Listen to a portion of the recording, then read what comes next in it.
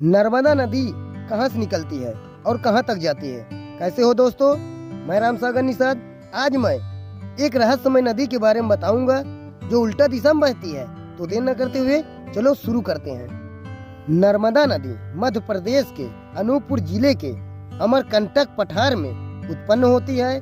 फिर 1312 किलोमीटर पश्चिम की ओर बहकर यह भरूच से 30 किलोमीटर पश्चिम में खंभात की खाड़ी में बह जाती है, जो अरब सागर की एक खाड़ी है।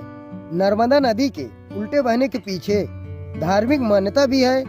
दरअसल पौराणिक कथा के अनुसार नर्मदा और सोनभद्र की शादी होने जा रही थी, लेकिन विवाह से कुछ देर पहले नर्मदा को पता चला कि सोनभद्र की उसकी दासी जूहला को पसंद करता है।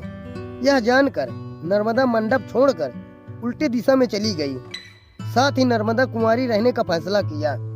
इसीलिए देश की अन्य नदियों की तरह बंगाल की खाड़ी में न मिलते हुए नर्मदा अरब सागर में जाकर मिलती है।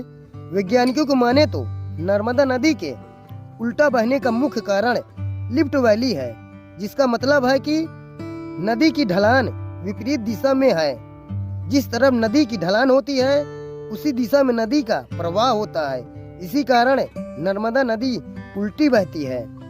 नर्मदा ने वरदान में भगवान की भक्ति मांगी। यह वरदान सुन भगवान शंकर ने कहा कि हे नर्मदे, तुम्हारे तट में आने वाले सभी पत्थर शिवलिंग में परिवर्तित हो जाएंगे। जिस प्रकार गंगा में स्नान कर पुण्य की प्राप्ति होती है, उसी प्रकार नर्मदा नदी और इससे निकलने वाले पत्थर के दर्शन मात्र से व्यक्ति के सभी पापों का नाश होगा। नर्मदा नदी के धरती पर आगमन को लेकर कई कथाएं और मान्यता प्रचलित है। एक प्रचलित मान्यता के अनुसार नर्मदा शिव की पुत्री हैं, जिन्हें अविनाशी होने का वरदान के साथ स्वयं भगवान शिव ने धरती पर भेजा था। एक अन्य मान्यता के अनुसार अमरकंटक की पहाड़ी पर ध्यान में लीन भगवान शंकर के पसीने की बूंदों से नर्मदा का जन्म हुआ।